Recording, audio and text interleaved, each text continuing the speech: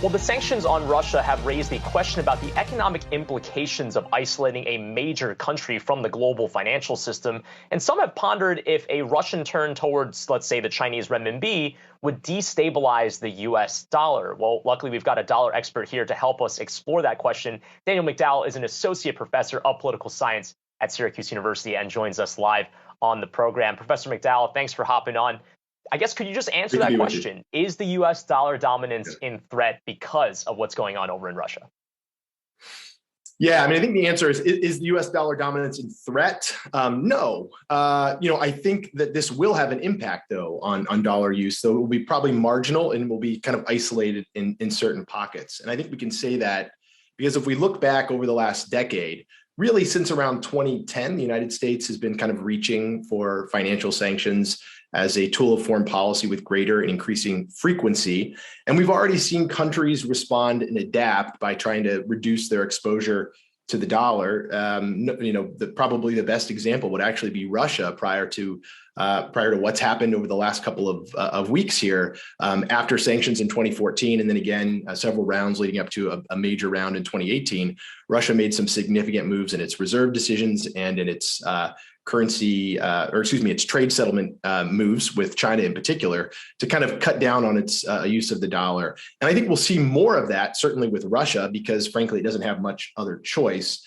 But we may also see other countries, including a country like China, trying to move to kind of insulate itself from a potential future round of Western sanctions like Russia's facing now.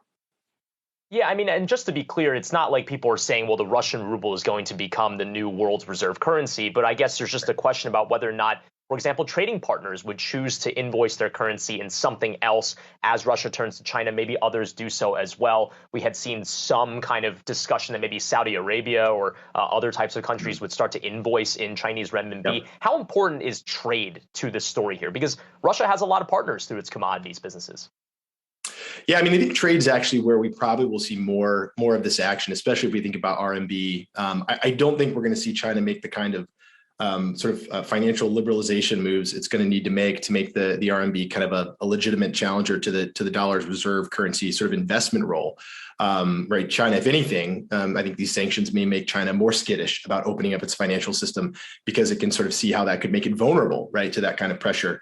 But when it comes to like trade settlement, I think what we will see is sort of more of these moves, especially with countries like Russia that are sanctioned, or countries that might fear that they could be sanctioned in the future, right? Autocratic regimes that say, hey, we've seen the United States sort of cut off economies for human rights violations in the past. We've seen them do it for sort of eroding democratic institutions. Hey, if this is something that we might be doing in our country at some point in the future, maybe we want to try to work with China on conducting more of our trade, at least with China, in their own currency, using China's own cross-border payment system.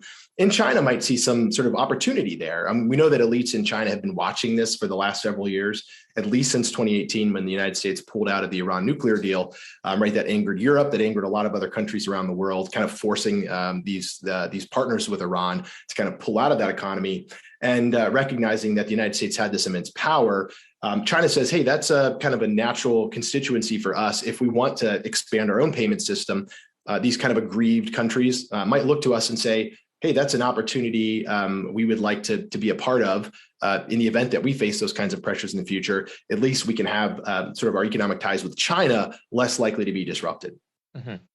And I guess that brings up the point, though, that the story that we're talking about here is really not about the USD or even about the Russian ruble. It really is about the Chinese renminbi. But, one thing I know that you pointed out is that it's not as binary as, look, China wants its renminbi to become the world's reserve currency, even if they're far away from that. I mean, some, you would argue, might prefer to remain kind of a back, sitting in the back kind of currency in terms of the global basket of big nations. I mean, how do you think that kind of factors into the way that China's viewing the developments that have been going on? Completely. I think we need to recognize that, with like any country, right, there are sort of political factions. And within China, there are some that for the last really 14 years or so have been advocating strongly for financial opening and for promoting the internationalization of the RMB. And then there have been those who have been pushing back the other way and that are concerned that, right, opening China's financial system sort of limits the stability, especially of the exchange rate, right? Right, could make the economy more prone to things like financial crises, right? Sudden stops. And so you have these two sides, the side that sort of favors stability, and then the side that sort of has more ambitious goals for China's sort of financial future. I think, if anything, these sanctions maybe, give the side that's sort of advocating for greater internationalization of the RMB, it gives them a little more ammunition, right? Because they're able to say that this is in our sort of strategic interest to have a more international currency, because right, the United States will be less capable of using the dollar as a weapon against us if our own currency has a major role in the world economy. But I don't think, again, that's going to lead to a wholesale change in China's sort of approach. It's, China's obviously sort of historically shown that it's very cautious when making these kinds of moves. It doesn't make sort of dramatic changes overnight, and I don't think we'll see that here. All right, so the big story, I guess, is that people can go to sleep at night not worrying about the U.S. dollar losing its status. I mean, last comment I just want to point out here is that I should note that you were actually my capstone senior year advisor on a paper that I wrote about the renminbi in use as an invoice currency in the Southeast Asian nations. It's crazy that we're able to chat here today about this, one expert to someone that was a student. So do you remember that paper? It was a while ago. Oh, I remember it really, really well. In fact, it was fun because, there aren't that many students that come to me wanting to work on a paper about RMB internationalization, especially. I don't even know how many years ago it was, Brian. So you were way ahead of the curve. But, I was looking over some notes, and I think, I think you owe me a final round of revision. So maybe Wednesday, if you want to drop by my office hours, we can talk about that. Okay. I already see your red Sharpie coming out. Oh my gosh. Yeah. All right. Looks like I got to make a trip back up to Syracuse, but hey, go Orange. And again, Daniel McDowell, associate professor at Syracuse University. Thanks so much for hopping on. We'll have you back. All right. Go Orange. Thanks, Brian. Very, very soon. Yep. Go Orange. Appreciate it.